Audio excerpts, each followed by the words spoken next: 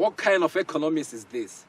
2023 budget tagged Budget of Fiscal Sustainability and Transition to consume 20.51 trillion naira with a deficit of 10.78 trillion naira. And only 5.3 trillion naira in this budget is for capital expenditure. How logical is this budget? Let's check out the projection made by the government to fund the 2023 budget.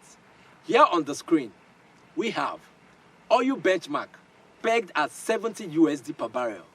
Daily oil production is 1.6 million barrels per day. Exchange rate 435.57 per USD. Projected GDP 3.75% and projected inflation rate stand at 17.16%. With the projections made by the government, we can only generate 9.73 trillion naira to fund the budget. The deficit of 10.78 trillion naira will be raised through additional borrowing and selling off national assets.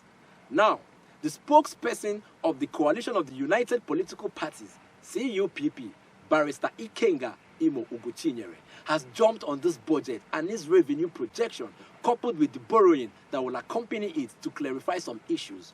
Watch this video. Here you have a 2023 budget, have an estimate of 20.5 trillion. And the president is saying that the revenue that they can raise to fund the budget is 9.7 trillion. And the president is saying that he's going to borrow 8.8 trillion to fund the budget.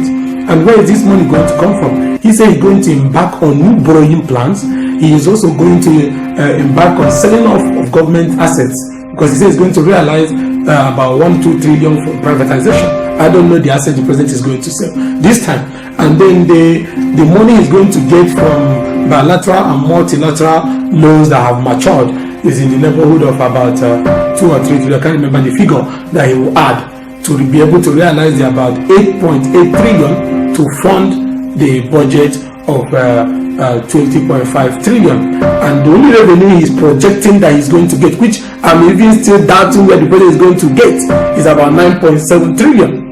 Now look at something that is very surprising, and it's because I believe that the people that surround the president that call themselves, especially the finance minister, these people look like people who studied home economics in the secondary school, masquerading as world economists. Because come to think about it, in the entire 20.5 trillion budget that the president has presented, only 5.3 trillion will go to capital expenditure.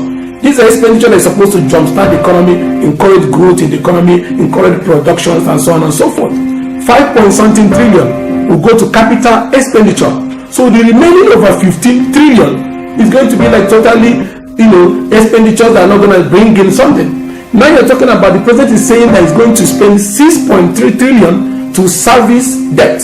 These are debt that he kept on, borrowing over time, kept on, accumulating without sustainable projects tied to those borrowing. Because if those borrowing have been productive, then definitely those investments would have been able to help us service this debt. So you're going to present a budget of 20.5 trillion. You take out only 5 trillion for capital project. Then you take out use about 6.something trillion to service the reckless debts and borrowings you have incurred. With a budget of 20.51 trillion naira, only about 5.3 trillion naira will be going in for capital expenditure. The rest goes into debt servicing and frivolities. Why are we in this situation? What are we not doing right? Let's listen to Professor Ndubisi Wokoma, a professor of financial economics, speak on what must be done to take Nigeria out of this monster called debt. Watch. Definitely, it doesn't make sense. And I think the critical area that government needs to look at, which they have been talking about, they have not been able to act on it, is the area of cutting the cost of governance. It's particularly for our political office holders, the cost of governance. Because you cannot be talking of earning 100 naira, and then you need to borrow 19 naira to add to it, to be able to pay the debt of yesterday. And then you have to borrow afresh to survive tomorrow. And then you are not cutting on your cost of governance. That's one critical area. And the other area is when you're talking about the high level of oil theft as reported. Now, in this year's budget, we have about 1.69 as the target set for oil production.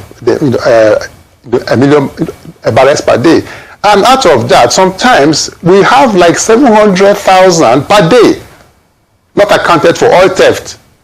So there's no way you have that humongous level of oil theft in the economy, and then you expect not to have the kind of revenue you need to sustain yourself fiscally. So the level of oil theft is humongous, and I don't know why that should happen.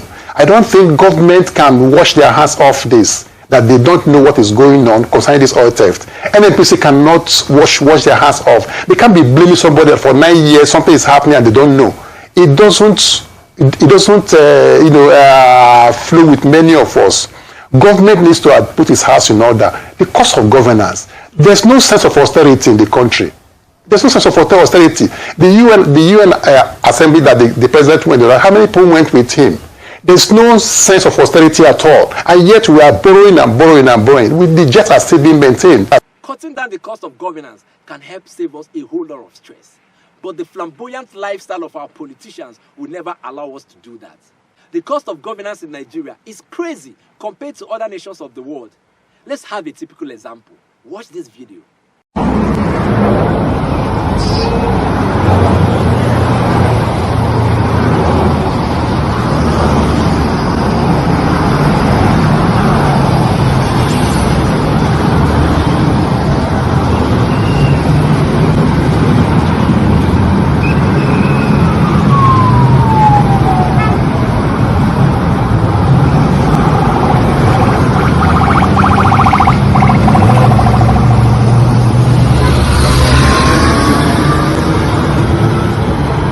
That is the convoy of the Imo State Governor, Senator Hope Uzodinma.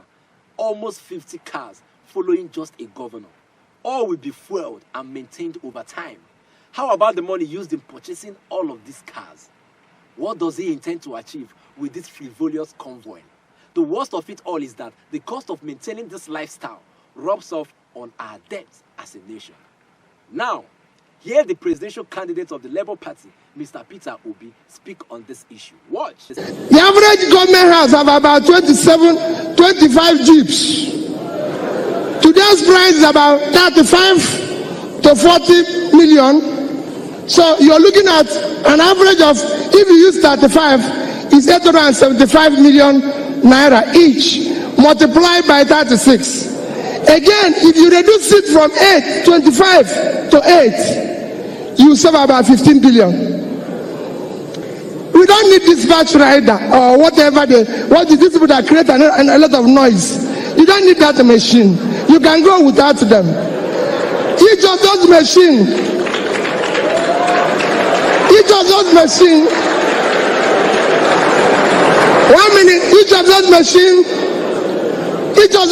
cost about 12 to 15 million naira. And I can tell you, most states have about 6, 7, 8 of them. If you do away with them, you will find out that it's at another savings of probably 3 billion naira. Traveling. 1 minute. Traveling. Every government house or governor can tell you the number of traveling budgets, logistics, they call it all sorts of name, is almost 500 to 600 million. I believe you can do with, if you times again 600 times 36, I believe you can do all your travels for a third of that. You save 115. So if you look at what I've showed you now, you're going to save over 1 trillion. And I can tell you it is practical. People who said to me, Peter, how is this possible? How is it not possible? My dear, I was the governor. Why are we doing this to ourselves? Cut down the cost of governance in this country today and watch most people vacate politics for life. The only thing that attracts most Nigerians to politics is money and not necessarily power. Cut down the cost of governance and the political space will be empty. Finally, Professor Wokoma also stressed on the issue of oil theft. Today, our crude oil is almost 80% stolen, and the government can't say they are not aware of those that are involved. Just last week, an illegal pipeline running 4 kilometers to the sea with a loading port was discovered by the private security hired by the NNPC, headed by Tom Polo. That pipeline has existed for 9 years. It has been operating for 9 good years. The ships that come to carry our stolen commonwealth, how do they bypass the security agencies? What is really going on? Now we are faced with a budget of 20.51 trillion naira, with a deficit of 10.78 trillion naira, of which part of it will be borrowed to finance the budget, only in Nigeria.